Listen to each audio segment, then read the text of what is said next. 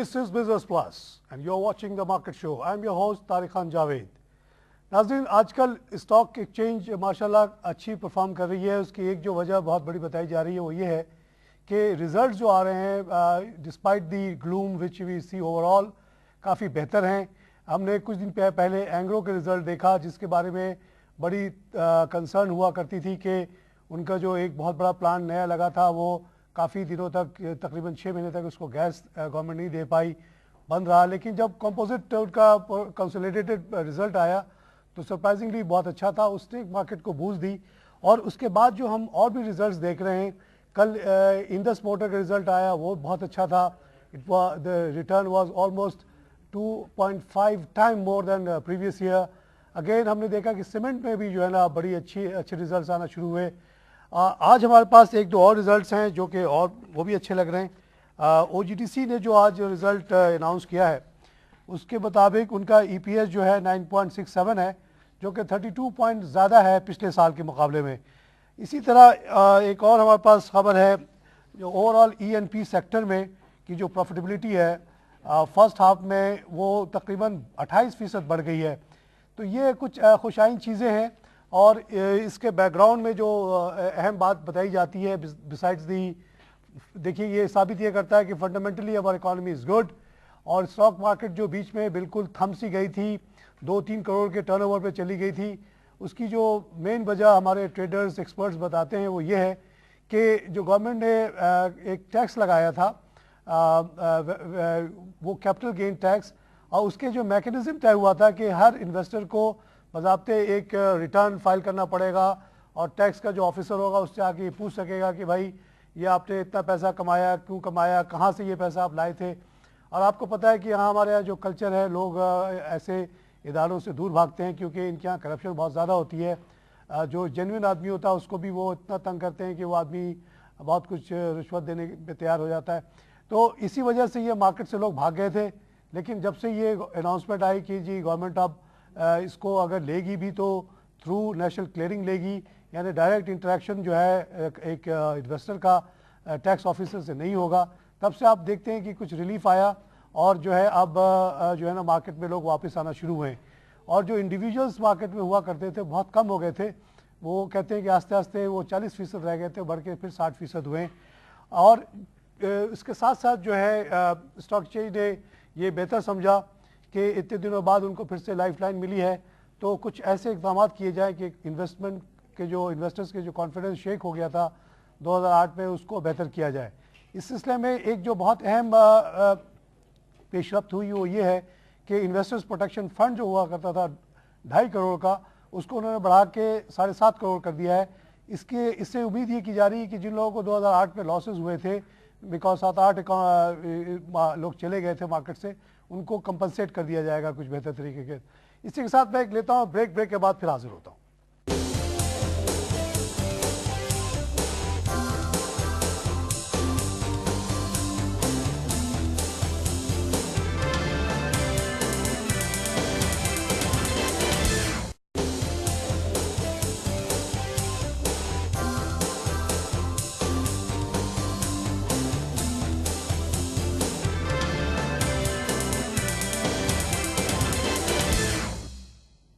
Welcome back. हमने एक नज़र डाली स्टॉक एक्सचेंज के ओवरऑल सिचुएशन पे और मैंने आपको कुछ रिजल्ट्स भी बताए जो कि माशाल्लाह सब के सब पॉजिटिव हैं और बेहतर हैं पहले से। OGTC के जो प्रॉफिटेबिलिटी आई है वो 32% ज़्यादा, और ओवरऑल E&P की जो सेक्टर है उसकी 28% ज़्यादा आई है। बड़ी खुशाइन बातें। अब मुझे ज्वाइन किया है खुर्रम शहजाद साहब ने, head of research invest capital, A well known economist analyst. इस पोजीशन में वो गाइड करते हैं अपने पूरी टीम को रिसर्च के सिलसिले में और लोगों को एडवाइस करते हैं। खुर्रम साहब, welcome to my show. Thank you. Thanks for taking your time. I am sure you have left a very busy desk to come here. आपकी फिजिकल प्रेजेंस का फ़ायदा उठाते हुए फ़ोन वगैरह पे तो हम आपसे बात करते रहते हैं। ये न्यूज़ के अलावा मैं एक चीज़ जो आज एक और न्यूज़ हाईलाइट हुई है वह MTS financing is growing, finally growing. इस पर थोड़ी नज़र डालें, उसके बाद मैं आपसे कुछ और सवाल करूँगा।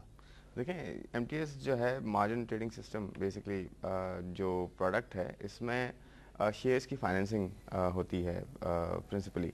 उसमें इस तरह से है कि अब तो इंडिविजुअल्स को भी अलाउ किया गया है एक सर्टेन लिमिट एज के ए साथ। फाइनेंसर? जी, एज ए फाइनेंसर। तो उसमें ये है कि फॉर एग्जांपल आपके पास अगर 10 मिलियन रुपए हैं, 20 मिलियन है या 100 मिलियन है, तो आप मार्केट में जो इन्वेस्टर्स हैं, जो फाइनेंसीज हैं, उनको आप जो है वो फाइनेंसिंग प्रोवाइड कर सकते हैं एट अ सर्टेन रेट, और फिर वो इन्वेस्ट कर सकते हैं और फिर रिटर्न जिस तरह से आएगा उसमें से आपको एक सर्टेन परसेंटेज आप जो है वो रिटर्न जो है वो ले लेंगे। तो जो अभी करंट चल रहा है वो तकरीबन कोई ऑन एन एवरेज जो है वो 15-16% के अराउंड जो है वो आ जाता है। ये जो इन्वेस्टर को मिलेगा या जो जो ये फाइनेंशियर है, जो खरीदेगा लेगा उस फाइनेंशियर 16 जो पैसा लगा रहा है उसको 15 मिल जाएगा? जी, तकरीबन 15-16% एक रेट होता है। अगर 15 तो बहुत मैं भी इंटरेस्टेड होऊंगा लगाने में। बिल्कुल, देखिए रिस्क तो बहुत सारी हैं, मतलब उसमें आप एक तो सबसे बड़ा रिस्क ये कि रीपे ना कर सकें, डिफॉल्ट रिस्क है वो ना हो। हम ये किसको दे रहे हैं? हम हाउस को दे रे हैं? देखिए इंडिविजुअल इन्वेस्टर्स को दे रहे हैं, इंडिविजुअल इन्वेस्टर्स को दे रहे हैं। अब वो हाउस भी दे सकता है, वो आपका जो है कोई बैंक भी हो सकता है, कोई इंस्टीट्यूशन भी हो सकता है, वो इंडिविजुअल भी कोई हो सकता है, आके वो इन्वेस्टर जो है इन्वेस्टर को जो है वो फाइनेंसिंग प्रोवाइड कर सकता है। अच्छा। तो ये अच्छी चीज़ है इस पॉइंट ऑफ व्यू से कि मार्केट में जो है वो लिक्विडिटी आए, और इस पॉइंट ऑफ व्यू से कि मार्केट में इन्वेस्टर्स को फाइनेंसिंग प्रोवाइड हो ताकि वो इजीली जो है इन्वेस्ट कर सकें और फिर रिटर्न्स जो है वो। और आपने जो सोर्स ऑफ फाइनेंस था वो बढ़ा दिया, पहले मिसाल के तौर पर बैंक्स दे रहे थे या हाउस दे रहा था, तो अब इंडिविजुअल भी आ गया, एक सॉर्ट ऑफ कंपटीशन हो गया, उससे फेयर प्राइसिंग हो गई थोड़ी, ये बड़ी अच्छी चीज़ हुई। तो अभी क्या वॉल्यूम्स वगैरह हैं एमटीएस के? देखिए अभी जो है ओवरऑल अगर आप देखें वॉल्यूम्स तो ओवरऑल देखे जाते हैं, उसमें फ्यूचर्स के वॉल्यूम्स अलग होंगे। एमटीएस को मिला के अगर वॉल्यूम्स देखें तो आपके सामने है पिछले एक महीने में जिस तरह से इम्प्रूवमेंट आई है मार्केट में। जो पहले वॉल्यूम्स थे $40 मिलियन, $35 मिलियन या इवन 30s में 20s में चले गए थे, $20 मिलियन में वैल्यू की बात कर रहे हैं जो वॉल्यूम्स की होती है। वॉल्यूम क्या बात कर रहे हैं? वॉल्यूम, हाँ। और अगर वॉल्यूम की वैसे बात करें शेयर्स की, तो वो 50 मिलियन ऑन एन एवरेज जो है वो चल रहा था पिछले कोई एक क्वार्टर से अगर आप देख लें, तो वो अब जाके इम्प्रूव होके 100 मिलियन या उससे ऊपर जो है वो जा चुका है, क्योंकि जनवरी ऑनवर्ड्स देखें जो कैपिटल गेन्स टैक्स पे जो डिसीजन आया था फाइनेंस मिनिस्ट्री का, उसकी वजह से अभी उसकी इम्प्लीमेंटेशन तो अप्रैल ऑनवर्ड्स होगी, लेकिन उसकी वजह से एक तरह से जो है वो बेहतरी नज़र आई है। और जो इन्वेस्टर है वो बहुत ज़्यादा ये कह लें कि बहुत ज़्यादा पहले फेयरफुल था, अब जो है उससे जो है एक तरह से सपोर्ट मिली है कि अब जाके इन्वेस्टमेंट भी कर रहे हैं और कैपिटल गेन्स टैक्स के भी कोई इशू नहीं होंगे, या उसकी कैलकुलेशन से रिलेटेड या उसकी सोर्स ऑफ इनकम से रिलेटेड कोई इशू नहीं होंगे। आपने से पहले ये बताया कि नाज़रीन को कि वो ख़त्म ऐसा नहीं हुआ है, लेकिन जो डायरेक्ट इंटरेक्शन होने का था सिलसिला टैक्स ऑफिसर से, वो ख़त्म हो गया है। जी बिल्कुल। नेशनल क्लियरिंग जो है वो आपसे टैक्स लेके अगर आपने गेन किया है तो सर्टेन अमाउंट जो भी, which is not a big thing actually, वो नेशनल क्लियरिंग दे देगी। इंडिविजुअल बेसिस पे आप इन्वॉल्व नहीं होंगे, और नेशनल क्लियरिंग आपको एक सर्टिफिकेट दे देगी जिस तरह आप डिपॉजिट पे जब इंटरेस्ट अर्न करते हैं तो आप डिडक्शन जो होती है एट द सोर्स, उस पर आप बैंक से, आप बैंक तो खैर स्टेटमेंट में ही आ जाता है, बिल्कुल एक तरह का आपके पास आ जाएगी जो आपने वहाँ भी टैक्स दिया है, इंटरेस्ट पे भी दिया है, तो वो टैक्स डिडक्टेबल हो जाएगा फ्रॉम योर टोटल इनकम। जी बिल्कुल। तो ये बड़ी अच्छी पेशरफ्त हुई, thanks to the finance minister, finally they took decision late, but SCCB ने एक्चुअली ये इनिशिएटिव लिया, एससीसीबी गए, तो थैंक्स टू एससीसीबी फर्स्ट, क्योंकि उन्होंने ये इतना ज़्यादा जो है वो इनिशिएटिव लिया, फिर उसको फाइनेंस मिनिस्ट्री से अप्रूव भी करवाया, मतलब उन्होंने कन्विंस किया कि कितना ज़्यादा वैल्यू एडिशन हो सकता है और कितना ज़्यादा इस वक्त मार्केट डेड लो लेवल्स पे चली गई है, और उसकी वजह से बहुत ज़्यादा नुकसान होते हैं। क्योंकि आपको पता है जो कैपिटल मार्केट्स होती हैं वो कंपनी के जो फाइनेंशियल चैनल्स होते हैं उस तरह से काम करती हैं, जो फंडिंग के चैनल्स होते हैं बेसिकली उस तरह से काम करती है। तो अगर यहाँ पे पैसा नहीं आएगा या पैसा नहीं लगेगा, मतलब वो एक अलग चीज़ है कि किस तरह से आ रहा है, क्या हो रहा है, उसे ऑफ कोर्स उसका एक चेक होना चाहिए और उसका बहुत ही स्ट्रॉन्ग चेक होना चाहिए। तो पैसा अगर नहीं आता तो यहाँ से फंड रेजिंग नहीं होती, और इक्विटी के थ्रू फंड रेजिंग नहीं होती, तो आपकी जो इंटरेस्ट बेस्ड फंडिंग है वो बहुत ज़्यादा महंगी होती है और बहुत ज़्यादा जो है बिल्कुल, तो वो नुकसानदेह भी हो सकती है इकोनॉमी के लिए। अच्छा, इसी पे एक just for clarity of mind, अभी रिसेंटली बांग्लादेश के जो रेगुलेटर्स हैं या गवर्नमेंट है, उनके पता नहीं कहाँ से वेव आया ब्रेन में कि जी ये जो स्टॉक मार्केट इतनी बूम कर रही है, इसमें ब्लैक मनी बहुत लग रही है, तो उस पर उन्होंने कुछ मेजर्स लिया है, I don't know the specifics, लेकिन उसका नतीजा ये हुआ कि मार्केट 32% गिर गई और बंद भी हो गई कुछ दिनों के लिए। तो ये तो ओवर रेगुलेशन की बात, या ना जानते हुए एक ऐसे बॉडी को रेगुलेट करने की कोशिश जिसके मैकेनिज्म को आप नहीं समझते, एक बड़ी रिसेंट एग्जांपल आ गई सामने। तो ये जो कैपिटल गेन भी था उसने भी इसी किस्म का इम्पैक्ट किया था, नॉट टू दैट एक्सटेंट कि मार्केट बंद हो गई, लेकिन आपने जैसे कहा कि वॉल्यूम थी नहीं, 2 करोड़ 3 करोड़ तो कोई वॉल्यूम ही नहीं। आज हम अभी 22 करोड़ बिलियन 2 करोड़ का तो अभी हम देख चुके हैं 1 घंटे के अंदर ही। तो पूरे दिन में अगर 2 करोड़ का काम होगा तो स्टॉक एक्सचेंज तो सर्वाइव ही नहीं कर सकता था, ना उसके मेंबर सर्वाइव कर सकते थे। इसी वजह से हमने देखा कि बहुत सारे ब्रांचेस बंद हो गए, लोग फायर हो गए। तो ये तो बड़ी शॉर्ट साइटेड वो थी जिसको समहाउ करेक्ट किया गया। चलिए अब मैं आपसे आपकी प्रेजेंस का फ़ायदा उठाते हुए एज एन एक्सपर्ट ये पूछना चाहता हूँ कि हम स्टॉक एक्सचेंज को इन आइसोलेशन नहीं देख सकते, is part of the total economy. और उसमें जब इकोनॉमी ठीक नहीं होती तो आप लोगों को भी इम्पेक्ट करता है। तो अभी जो फैक्टर्स, 3 चीज़ आपको मुझे बताना है, ज़्यादा नहीं है, ऐसे तो बहुत लंबी लिस्ट हो जाएगी। In order of priority, what are the 3 key issues of our economy which is impacting the overall economy and stock exchange as well? देखिए ये बड़े ऑब्वियस से इश्यूज हैं और ये हर कोई इस पे बात करता है और ये बहुत क्लियर है, सबको पता है। और लेकिन मैं आपसे सोल्यूशन भी जी बिल्कुल। देखिए पहली चीज तो लॉ एंड ऑर्डर है, कंट्री का law and order. Law and order किसी भी कंट्री का बेहतर होगा तो इन्वेस्टर वहाँ पे सबसे पहले जो है वो फ्लॉक इन करता है, वो सबसे पहले वहाँ जाता है, क्योंकि हमारे कंट्री में अपॉर्चुनिटीज़ बहुत हैं, हमारे कंट्री में रिसोर्सेज भी हैं, उनके यूटिलाइजेशन का इशू है, उनकी इम्प्लीमेंटेशन का इशू है, पॉलिसी इम्प्लीमेंटेशन का इनफैक्ट इशू है, और गवर्नेंस और मैनेजमेंट का इशू है। ये सब मिला के आपका जो है लॉ एंड ऑर्डर अगर बेहतर होता है तो प्रायोरिटी आपके ख्याल में लॉ एंड ऑर्डर अगर बेहतर होता है तो उसकी वजह से इन्वेस्टमेंट आएगी आपकी कंट्री में। देखें ना आप 2007 तक देखें तो 8-9 बिलियन डॉलर्स तक जो है वो पहुंचे थे हमारे कंट्री में, और उसकी वजह से एम्प्लॉयमेंट और काफ़ी जो है इकोनॉमिक जो आपके ये कह लें कि इकोनॉमिक एक्टिविटीज़ जो है वो बढ़ी थी। उसके साथ दूसरा जो इशू है वो है पॉलिटिकल अनसर्टेनिटी। अब पॉलिटिकल लेवल पे आप देखें पिछले 3-4-5 सालों से कोई ऐसा मूवमेंट नहीं होगा जब ये ना लगा हो कि जी गवर्नमेंट रुकेगी या जाएगी या कुछ ऐसा। अभी देख लीजिए मेमो गेट आया तो लगा कि जरदारी साहब चले गए दुबई में, बीमार हो गए। ना इस तरह की चीजें जो होती हैं तो ये जो पॉलिटिकल सेटअप होता है ये ड्राइव करता है बेसिकली इकोनॉमिक सेटअप को। तो इकोनॉमिक स्टेबिलिटी या इकोनॉमिक टीम की स्टेबिलिटी जो होती है वो पॉलिटिक्स से बहुत ज़्यादा रिलेटेड होती है, इसलिए ये दूसरा बड़ा इशू है हमारे पास। और ये इंटरलिंक्ड भी है पॉलिटिकल अनसर्टेनिटी और लॉ एंड ऑर्डर, क्योंकि पॉलिटिकल अनसर्टेनिटी है और उनकी अपनी गवर्नेंस और इश्यूज हैं, तो इस वजह से वो लॉ एंड ऑर्डर को भी कंट्रोल नहीं कर पा रही, बल्कि और ज़्यादा ख़राब ही हुई है सिचुएशन कंट्री में। तीसरा जो बड़ा इशू है इन्हीं की वजह से, जो थर्ड जो चेंड है वो बेसिकली आपके पास एनर्जी क्राइसिस है, क्योंकि आपकी पॉलिसी इंप्लीमेंटेशन में इशू है, आपकी कंपेटिटिवनेस में इशू है, और आपके जो बेसिकली एक जो बैलेंस होता है करप्शन और कॉम्पिटेंस में वो बहुत ज़्यादा आउट है। उसकी वजह से आपके इस तरह के इश्यूज निकलते हैं और जो पॉलिसी इंप्लीमेंटेशन है वो टाइमली नहीं होती, वो डिले के साथ जो है वो हो रही है, बल्कि हो ही नहीं रही। इस वजह से जो इन्वेस्टर है वो आपकी कंट्री में बिल्कुल नहीं आ रहा। आप देखें इवन पिछले 4 साल में हर साल 50% से ऑन एन एवरेज जो है वो जो फॉरेन डायरेक्ट इन्वेस्टमेंट है वो गिर रही है। हालांकि ऐसा होता है कि जब आपका बेस जो है वो कम हो जाए तो अगले साल नेचुरली उसमें आपको एक ग्रोथ नजर आती है, चाहे वो एब्सोल्यूट नंबर कुछ ना हो। पिछले 2-3 साल में 50% ऑन एन एवरेज, और आज भी इस अभी तक 7 महीने के अगर आप नंबर्स देखें तो अराउंड 50% का जो है वो डिक्लाइन आपको फॉरेन इन्वेस्टमेंट में है। तो इस वजह से आपके स्टॉक एक्सचेंज में या जनरली आप कह रहे हैं? मैं इकोनॉमी की बात टोटल इन्वेस्टमेंट, बिल्कुल। तो ये 3 ऐसे बड़े इश्यूज हैं कि आपके पॉलिटिकल सेटअप थोड़ा सा स्टेबल हो और वो सर्वाइव करे डेफिनेटली, बट पॉलिसी इंप्लीमेंटेशन के साथ करे और उसकी कोई अकाउंटेबिलिटी हो कि जी आपने पिछले 4 साल 5 साल में ये डिलीवर किया है, हाँ, जिस तरह होना चाहिए। बिल्कुल।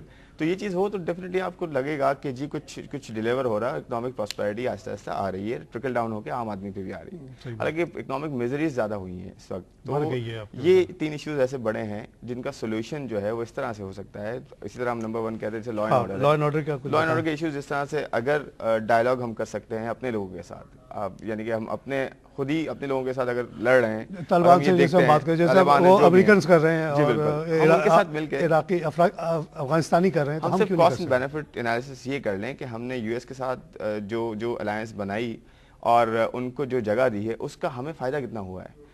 ठीक है, आप ये देखें कि हमारे जो इंटरेस्ट रेट्स इतने ऊपर हैं वो किस वजह से हैं। हमारे पास बोरिंग बहुत ज़्यादा है, यानी कि गवर्नमेंट की बोरिंग सेंट्रल बैंक से दोबारा बहुत बढ़ गई है।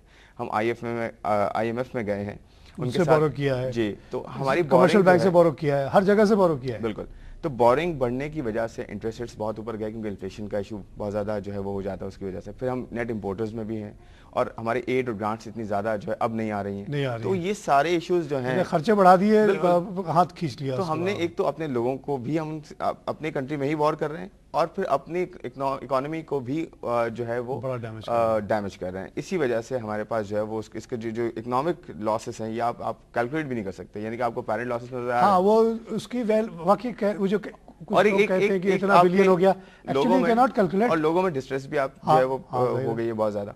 तो ये इस तरह के इश्यूज हैं कि ये कोई रॉकेट साइंस नहीं है कि जी नहीं कर सकता। आप बैठे पॉलिसी बनाएं, आप बोलें जी ये क्लियर कट एजेंडा है, इसे हम फॉलो करते हैं और ये होगा। देखिए ना, इस सिलसिले में आप देखें कि आज अच्छी खबर आई कि cases against Baloch leaders to be dropped. भाई बलोच लीडर हैं, ज़्यादा नहीं है, ये 3 कबीले हैं जो नाराज़ हैं हमसे, उनके कुछ यंग लीडर्स हैं, बरामदाद बुख्ती वगैरह, कुछ मरी साहब एक हैं, छोटे छोटे कबीले हैं, कोई बहुत बड़े बड़े, इनको आप इनसे लड़ के इनको मार के क्या कर लेंगे? इनसे आप बात क्यों नहीं कर सकते भाई? क्या चाहिए बेटा तुमको, ले लो। और कोई पूरा बलूचिस्तान नहीं चल रहा, पूरे बलूचिस्तान में कोई खलफशार नहीं है, ये 3 कबीले हैं। और अगर आप हिस्ट्री पढ़ेंगे तो ये 3 कबीले हमेशा अंग्रेज़ों से भी आजमान आ रहे। बल्कि मैं तो कहता हूँ कि मैंने जो हिस्ट्री पढ़ी है कि ये मरी एंड बुख्ती कबीले की जो खाना कलास है उनसे भी नहीं बनती थी, उनकी भी वो नहीं सुनते थे। तो इनके अंदर है थोड़ी सी टेंडेंसी वो उसकी, लेकिन हर चीज का हल बिल्कुल डायलॉग के थ्रू हो सकता है। आप दुनिया देख लें, हिस्ट्री देख लें, डायलॉग के थ्रू चीजें हुई हैं और हमेशा डायलॉग के थ्रू ही हुई हैं। और देखिए ना, आखिर में आपको फिर उनकी तरफ जाना पड़ रहा है ना, उनको माफ करके उनसे कहना है आओ जाओ बात कर लो, APC करवा रहे हैं, ये पहले क्यों नहीं कर सकते थे आप? इसी तरह आपने जो बड़ी अच्छी बात तालिबान वाली कही, अगर तालिबान हमारे कुछ लोग नाराज बैठे हुए हैं तो उनसे हम बात क्यों नहीं कर सकते कि भाई आपके क्या मसले हैं, आप बताएं। और अमेरिका को हम लोग चाहते और पहले से कोशिश करते तो शायद बहुत पहले कन्विंस कर देते कि अफ़गानिस्तान का सलूशन ये नहीं कि आप तमाम पठानों को मार डालें, ना मार सकते हैं ना मार पाएंगे। तालिबान साहब बेसिकली पठान्स, उनसे आप डायलॉग करें, उनको शेयर दिला दें गवर्नमेंट में, अफगानिस्तान के गवर्नमेंट मामला खत्म हो जाएगा। एटलीस्ट अपने लोगों के साथ आप जो है वो डायलॉग करें, हमारे लोगों के साथ करें, वहाँ भी प्रमोट करें जैसे अब हम कर रहे हैं। हमारे पॉइंट ऑफ व्यू अमेरिका ने बहुत लेट लिया, लेकिन इस दौरान इतना खलफशार हो गया, इतनी जानें चली गई, इतनी ज़्यादा प्रॉब्लम्स आए, हमारा इतना बड़ा लॉस हो गया, हम ऐसे ही गरीब ऊपर से और गरीब हो गए कर्जे ले लेके। तो ये आपने बड़ी अच्छी बात कही। लॉ एंड ऑर्डर के सिलसिले में एक और लोग कहते हैं कि अगर ये US वगैरह का मॉडल लिया जाए कि छोटे छोटे जैसे हमारे कराची में 18 टाउन है, हर टाउन की अपनी एक पुलिस हो जो कि रिमोटली लिंक्ड हो विद ए सेंट्रलाइज्ड पुलिस, वहीं के लोग हायर किए जाएं, वहीं के बच्चे उसमें पुलिस में हो, मुखबिर हो, सब कुछ हो, अब वही मैनेज भी करें सारा कुछ, तो कहते हैं उससे भी बड़ी इम्प्रूवमेंट आती है। एग्जाम्पल वेरी इफेक्टिव हो जाता है जी, बिल्कुल, क्योंकि वो एक इलाके का शेरिफ इलेक्टेड होता है बेसिकली वो, और से पता है कि हाँ टाउन का जैसे हमारा नाजिम हुआ था, नाजिम को शरीफ कह दें, नाजिम ही कह दें, उसी के अंदर एक पुलिस फोर्स हो जो अपने इलाके को संभाले, उस इलाके में कुछ हो जाए तो ही इज रिस्पॉन्सिबल, तो उससे बड़ी इंप्रूवमेंट हो सकती है। इसकी एक और मिसाल सेंडेबेनियन जो सिस्टम है अभी एप्लीकेबल बलूचिस्तान, वो ये है कि हर कबीले को एक एरिया जो उस एरिया से रोड गुजर रहा होता है या उसके करीब जो टाउन होता है, उसकी सिक्योरिटी की रिस्पॉन्सिबिलिटी दे दी जाती है।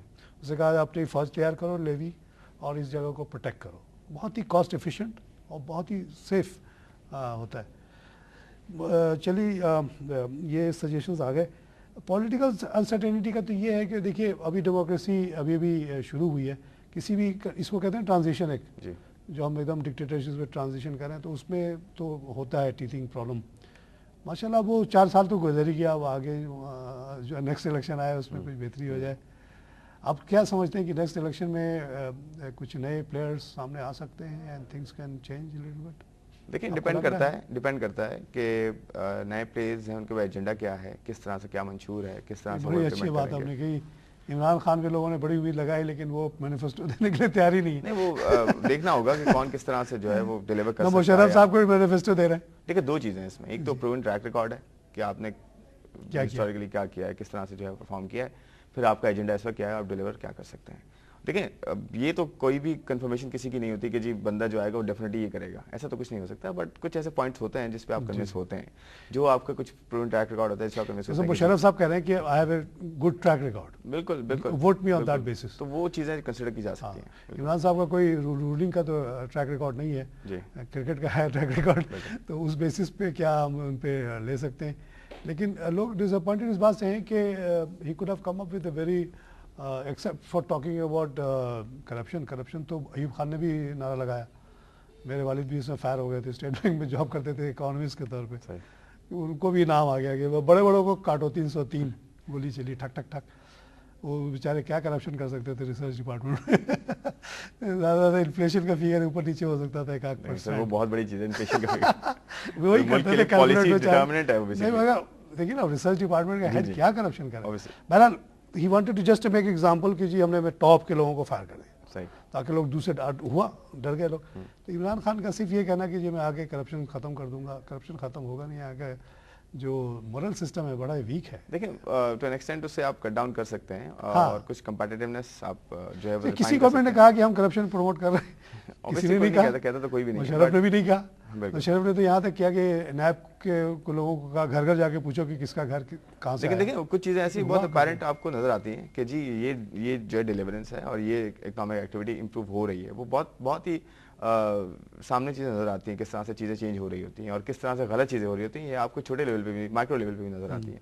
तो ये इसका फ़र्क अगर कोई लेके आ सकता है या कोई जो है बहुत सिंसियरिटी के साथ या टू सम एक्सटेंट जो है वो चीज़ अगर कर सकता है कोई बेहतर, तो डेफिनेटली उसे मेरे ख्याल में चांस मिलना चाहिए। और आपको पता है बिल्कुल आप सही कह रहे हैं कि लेकिन उसकी अकाउंटेबिलिटी देखें, अगर ये एक तो कानून जो ऑर्डर इम्प्लीमेंटेशन से कहते हैं, जो लॉ एंड ऑर्डर की अगर हम बात करें या ये कहें कि जी लॉ की इम्प्लीमेंटेशन अगर होती है proper in true sense letter spread होती है और उसके साथ फिर जो है अकाउंटेबिलिटी होती है और बिल्कुल टाइमली अकाउंटेबिलिटी होती है, तो आप देखिए कि चीज़ें ऐसे ऐसे सही होना शुरू हो जाती है। ये बहुत बेसिक रूल है, इसमें कोई ये नहीं है कि जी हम बहुत ही कोई ऐसे कंट्री है जहाँ पे कुछ हो नहीं सकता, कुछ मैनेज नहीं हो सकता, ये ऐसा कुछ भी नहीं है। मतलब हम कर सकते हैं अगर हमारी इंटेंशन हो, विलिंगनेस हो, हम सब कुछ कर सकते हैं। साफ शफाफ लीडरशिप हो जो खुद करप्शन में बिल्कुल इन्वॉल्व न हो, जिसको परवाह ना हो कि हुकूमत रहे ना रहे। देखिए ये तो फिर भी आइडियल सिचुएशन हो जाती है। हम तो ये बात कर रहे हैं कि अगर टू सम एक्सटेंट ये जो बेसिक रूल्स हैं लॉ एंड ऑर्डर की हम बात कर लेते हैं,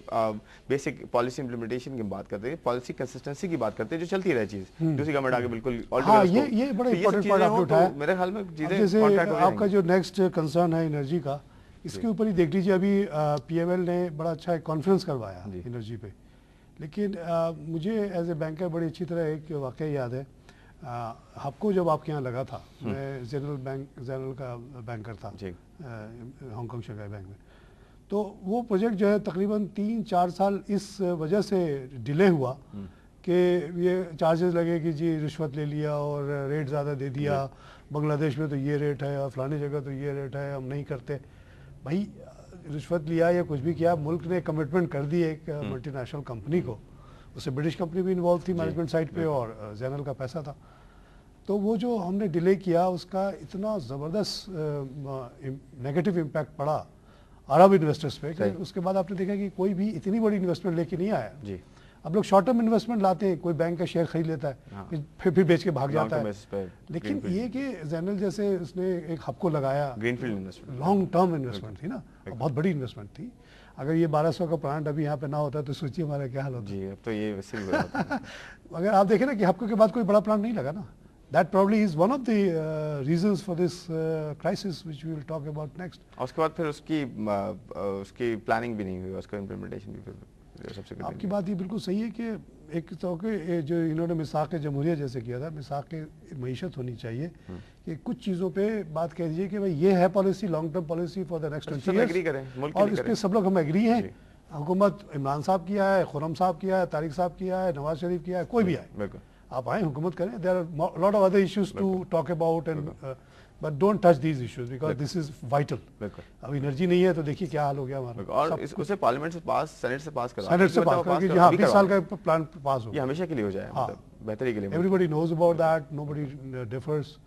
और इस तरह के इसी में एक और हम लोग बाहर थोड़ा सा इन्वॉल्व रहे इसमें, शिनवा नाम की कंपनी आई बहुत दिनों बाद after general I think the first big investment आई, और उसने कहा कि थर कोल से हम आपकी बिजली बना के देते हैं 5 या 6 मेगावाट। चाइनीज़ कंपनी थी। बिल्कुल।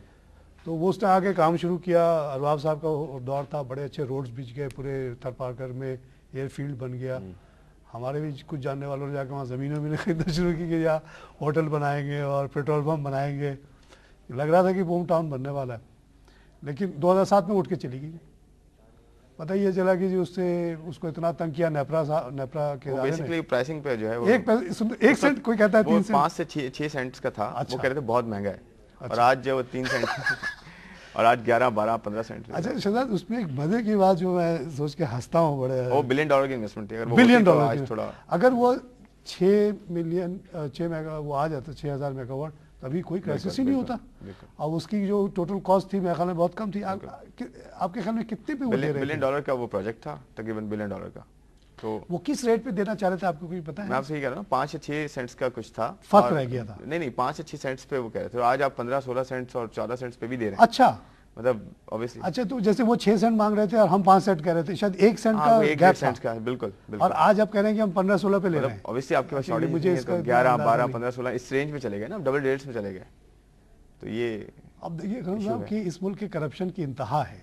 तो मैं भी यही बात कर रहा था कि मुशर्रफ जैसा हुक्मरान, ऑल पावरफुल है ना, एक जरदारी से कह सकते हैं बेचारा, वो कोलिजन पार्टनर ने कह दिया तो वो उसको तो कोई किसी से पूछने की जरूरत नहीं। उसके रहते हुए ये चीज़ हो गई। बिल्कुल। और बाद में वो गए, सुना उन्होंने कहा कि 1 की बजाय 3 सेंट ले लो। उन्होंने कहा नहीं जी, आपके यहाँ हर आदमी रिश्वत मांगता है, इतना ज़्यादा रिश्वत मांगता है कि हम दे नहीं सकते। सही। और चाइनीज़ के साथ मसला ये हुआ है कि हमारा जो इस्लाम का उसूल था उन्होंने अडॉप्ट कर लिया है कम्युनिस्टों ने, कि जो रिश्वत लेगा वो भी फांसी देगा, वो भी फांसी। बिल्कुल। दोनों को लटका देते ठक से। सही बात है। जैसी साबित होता है ना, टीवी पे दिखाते हैं। ये इम्प्लीमेंटेशन है ना लॉ की। हाँ, तो रूल ऑफ लॉ है ना, अब वो डरते हैं। लेकिन हमारे लॉ है, बट उसकी इम्प्लीमेंटेशन हो साथ, तो वो फिर ये जो कंपनी का चीफ एग्जीक्यूटिव था उसके बारे में कहते हैं, जब वो जिस रात को वो गया है, उससे जो आखिरी इन लोगों की मीटिंग है, उसने कहा भाई मेरे वॉलेट में जितना पैसा है वो ले लो, मेरे क्रेडिट कार्ड ले लो जितना पैसा है, मगर मैं कंपनी के अकाउंट्स आपको दे नहीं सकता क्योंकि मुझे फांसी लग जाएगी वहाँ जाके। अब देखिए कि कम्युनिस्ट आदमी ये कह रहा है, और मुसलमान जो अपने आप को कह रहा है दाढ़ी रख के और टोपी पहन के, वो कह रहा है दो मुझे इतना रिश्वत नहीं। यहाँ तो जो इम्प्लीमेंट करते हैं वो तो नहीं है ना इस तरह, वो तो वैसे लोग ही नहीं ना। हाँ, जो इस्लाम से बहुत ज्यादा वो कोई नहीं है, वो बिल्कुल। अच्छा, नाम बड़े लेते हैं इस्लाम का, इसका उसका। अच्छा, अब आ जाइए, हम एक्चुअली उसी में आ ही गए एनर्जी क्राइसिस में। तो एनर्जी क्राइसिस की जैसे कि हमने कहा कि एक वजह तो ये हुई कि फॉरेन इन्वेस्टमेंट इसमें नहीं आया। नहीं, फॉरेन इन्वेस्टमेंट आई, बट कुछ हर्डल्स ऐसे थे जिनकी वजह से ये आई और चली गई। हब को आई तो उसको रोका गया, उसकी वजह से उस तरह का कोई प्लांट नहीं आया जी, जो पब्लिकली लिस्टेड होता। और अगर आ भी जाती हैं तो नेपरा से लेकर और दूसरी जो एजेंसीज हैं उनके प्रोसीजर इश्यूज इतने हैं कि लोग वैसे ही पीछे हट जाते हैं, और उसमें करप्शन। बहुत सारे ओवरसीज पाकिस्तानी को जानते हैं, वो जो यहाँ आए उन्होंने कहा कि यार सबसे सेफ काम यह है कि एनर्जी बनाओ, शॉर्टेज है। बिल्कुल शॉर्टेज है। तो उन्होंने कोशिश की तो पता चला कि वो नेपरा और जो इतनी एजेंसीज हैं उनसे परमिशन लेते लेते उनके 2-3 करोड़ निकल गए। आप एंग्रो की अगर बात कर लें, हाँ। एंग्रो और सिंध गवर्नमेंट का जो है प्रोजेक्ट है, उसमें भी देखें अभी तक क्या प्रोग्रेस हुई है, और ये पिछले 1-1.5 साल 2 साल से जो है एक चीज़ चल रही है, और कोई उसमें अभी तक कोई डिटेल जो 2009 में मैंने एक कॉन्फ्रेंस अटेंड की, बहुत बड़ी कार्टन में हुई, सिंध गवर्नमेंट ने करी, और उसमें बड़ी बड़ी बातें हुई। कोई भी फॉरेन इन्वेस्टर तो आया नहीं था, एंग्रो ही बैठा हुआ था सिर्फ वहाँ। 2009 और 2012 हो गए, क्या हम डेवलपर लोकल कंपनीज को आप भी नहीं डेवलप करने दें, तो मेरे ख्याल में एक गवर्नमेंट का काम। शहजाद ये है कि प्रॉब्लम ये है कि इनमें जैसे आपने कहा कि बिलियंस डॉलर्स का खेल है, ये मामूली पैसे का काम ही नहीं है जी। चाहे एंग्रो जैसी बड़ी कंपनी के लिए भी देखिए मुश्किल हो रहा है, 50% ही स्टेक लिया ना, 1000 की बात कर रहे हैं वो, तो 6000 5000 लगाने के लिए तो बहुत रकम चाहिए, वो जब तक बाहर के लोग नहीं आएंगे वो होगा नहीं। तो अब बाहर के लोग इसलिए नहीं आएंगे कि जो आप बता रहे हैं करप्शन, बिल्कुल कि जो वो नेपरा रोकेगा तो सिंध गवर्नमेंट रोकेगी, तो फलाना रोकेगा चलाना रोकेगा, तो इस चक्कर में वो होता ही नहीं है। और इसके अलावा आप क्या देखते हैं एनर्जी के सिलसिले में, जैसे ये डैम्स नहीं बने, how do you see that as a factor? बिल्कुल, ये तो बहुत क्रिटिकल इशू रहा है और ये मुशर्रफ गवर्नमेंट में भी अगर ये चीज़ हो जाती, क्योंकि वो एक वन मैन शो एक तरह से थे, वो कर देते, कालाबाग नहीं बना कुछ करवा देते, इस चीज़ को करवा देते, क्योंकि उन्होंने काफ़ी सारी चीज़ें कालाबाग पे इतना उन्होंने कंसेंसस लेने की कोशिश की, क्या जरूरत थी? कॉन्स्टिट्यूशन में चेंजेस किए तो ये भी कर सकते थे मेरे ख्याल में। तो मेरे ख्याल में वो थोड़ा सा एक डाउन साइड थी मुशर्रफ की, बट मतलब जो अच्छी चीज़ें हुई उसके साथ बुरी चीज़ें बहुत सारी हुई। बट ये कि डैम्स का इशू जब बात ये ना कि ठीक है कालाबाग चलिए मान लिया कि सिर्फ कालाबाग नहीं, तीन प्रोविंस से मना कर दिया, लेकिन और बहुत सारी साइट्स थे। ये कालाबाग की बात नहीं है, और बड़े डैम्स भी थे, भाषा डैम को काम कर सकते थे, और दूसरे डैम्स भी थे, उस पे भी अभी तक कितना काम हुआ है। वो भी अगर चीज़ शुरू हो जाए तो इवेंचुअली देखें उसकी कॉस्ट भी बढ़ गई और उसकी जो है फंडिंग भी हमें जो है वो डोल्डन्स में रहेगी कि जी अब पता नहीं आईडीबी दे या एडीबी दे या वर्ल्ड बैंक दे या ना दे, क्योंकि आपके जो मल्टीलेटरल डोनर्स है वो भी आईएमएफ के साथ रिलेटेड ही हैं। आईएमएफ के साथ अगर आपके रिलेशंस ठीक नहीं होंगे तो डेफिनेटली उसका इम्पैक्ट उन पे भी आएगा और आपके मल्टीलेटरल और यूनिलेटरल दोनों जो है इस वक्त पीछे हट चुके हैं। तो अब और ज़्यादा क्राइसिस में जो है वो आ जाते हैं अगर आप थोड़ा सा डिले करते हैं या वो चीज़ उस वक्त नहीं होती। तो इसलिए हमारे पास जो इश्यूज़ हैं वो यही हैं कि इम्प्लीमेंटेशन किस तरह से हो, उसकी मैनेजमेंट, गवर्नेंस, ये चीज़ें इनके इश्यूज़ हैं। और ये इश्यूज़ नहीं है कि हमारे पास रिसोर्सेज नहीं है, रिसोर्सेज जितने भी हो आपके पास, रिसोर्सेज का बड़ा या कम होना मैटर नहीं करता, उसकी इफेक्टिव जो है यूटिलाइजेशन या मैक्सिमम यूटिलाइजेशन उसकी जो है वो मैटर करता है। सही कह तो ये एक पॉइंट है। डैम के सिलसिले में एक बड़ी इंटरेस्टिंग बात, मैं पेशावर में था पिछले दिनों, तो लोग कह रहे थे कि ये जो मुंडा डैम कोई है शायद जो कि स्वात रिवर को के पानी को रोकता है, वो कहते हैं कि अगर 2010 में वो मुंडा डैम बना हुआ होता तो ये जो इतनी चरसादा वगैरह में तबाही आई वो नहीं आती, पानी वहीं रुक जाता। तो और वहाँ बिजली भी बनती है, सब कुछ है। तो इस तरह के डैम्स पे तो बहुत पहले इनको देना चाहिए। बहुत सारे इश्यूज हैं कि इश्यूज ऐसे हैं जो कि बहुत टाइम पे हो जाते हैं। अच्छा एक चीज़ और भी है ना शहजाद साहब कि देखिए कि मुशर्रफ दौर पे जैसा आपने कहा बड़ा अच्छा पीरियड था, वहाँ पे इन्फ्लेशन नीचे था, रेट ऑफ इंटरेस्ट नीचे था, इकोनॉमिक प्रॉस्पेरिटी नजर आ रही थी, इकोनॉमी डेवलप कर उस वक्त बहुत सारी कॉस्ट्स भी थी जो नजर नहीं आ रही थी, जो इवेंचुअली बाहर आई हैं। उस वक्त आप देखिए ना कि मुशर्रफ के दौर से आप पहले चले जाएं जी, कौन नई गाड़ी चलाता? और देखिए मैं एक और इसमें, सॉरी मैं आपको इंटरप्ट करूंगा, एक पॉइंट मैं ऐड करते जाऊंगा। मुशर्रफ उस वक्त चाहते अगर जैसे सब्सिडी का इशू था तो वो क्योंकि इकोनॉमिक प्रॉस्पेरिटी साथ साथ हो रही थी, वो उसको पास ऑन कर देते तो आज ये डैमेजेस, ये डेंट्स जो है ना इतने सामने नजर ना आते, वो भी काफी हद तक जो है वो बड़ी गलत इम्पैक्ट आया उसका। बिल्कुल। तो ये मुशर्रफ के दौर में आप देखिए ना, एक जो इकोनॉमिक प्रॉस्पेरिटी आई उसकी वजह से हुआ कि लोगों के पास नई गाड़ियाँ आ गई, नए घर में एसी लग गया।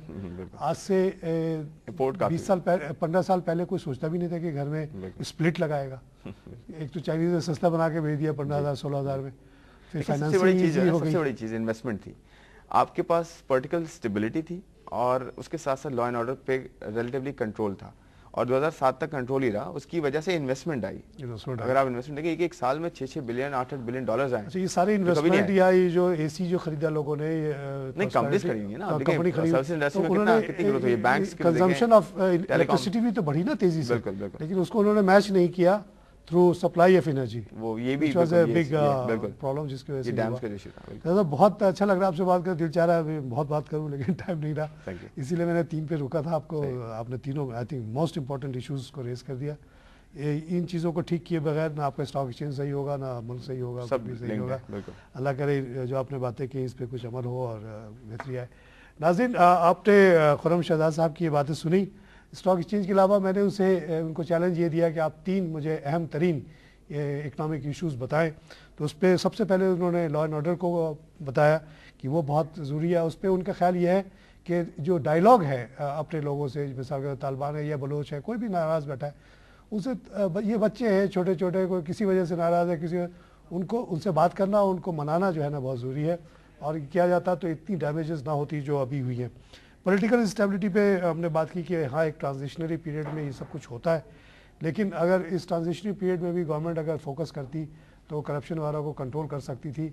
और इसी पे हमने बात की कि जो शायद अब नई लीडरशिप आए, शायद फ्रेश लीडरशिप आए और वो कुछ नया एजेंडा लेकर आए, उससे शायद बेहतरी आए और वो सबसे पहले जाहिर है वो करप्शन पे एम्फेसिस दे।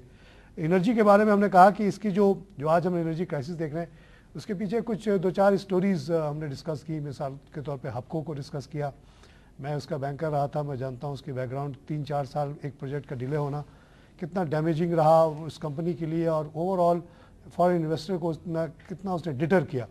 इसी तरह हमने बात की शिनवा की, एक कंपनी आई बकौल शहजाद साहब के, वो शायद 6 सेंट मांग रहे थे, हम 5 सेंट देने के लिए तैयार थे। इस पर उस गरीब कंपनी को उसकी सारी इन्वेस्टमेंट यहाँ लग गई, उसको भगा दिया। और आज खुर्रम साहब कह रहे हैं कि हम बड़े खुशी से 12 और 13 और 14-15% दे रहे हैं और बड़े खुश हैं। अगर 5-6 हज़ार का वो प्रोजेक्ट लग चुका होता है तो कोई एनर्जी क्राइसिस मुल्क में नहीं होता। और शिनवा को देखते हुए अब तक मेरे ख्याल में और 10 कंपनी आज के और भी बहुत सारा बिजली बनाती, शायद हम बिजली एक्सपोर्ट भी करना शुरू सोचते। इसी पे फिर वो बात कहने लगे कि जो नेपरा का इदारा है उसने बहुत डैमेज किया है, इन द सेंस कि वो इतनी ज़्यादा रेगुलेशंस लाती है, जैसे कि शिनवा जैसी कंपनी के साथ जब ये हो सकता है तो एक आम इन्वेस्टर जो एक छोटा सा प्लांट 50 मेगावाट का लगाना चाह रहा है उसको क्या क्या दुश्वारी होती होगी। इसी पे एक चीज़ मैं और बताते चलूँ कि अब तक जो रूल था इस मुल्क में कि 50 मेगावाट से ज़्यादा के प्लांट के लिए आपको नेपरा के पास जाना ज़रूरी है। यानी सिंध गवर्नमेंट के कायम अली शाह साहब सिंध में 50 मेगावाट 51 मेगावाट के लिए अप्रूवल नहीं दे सकते।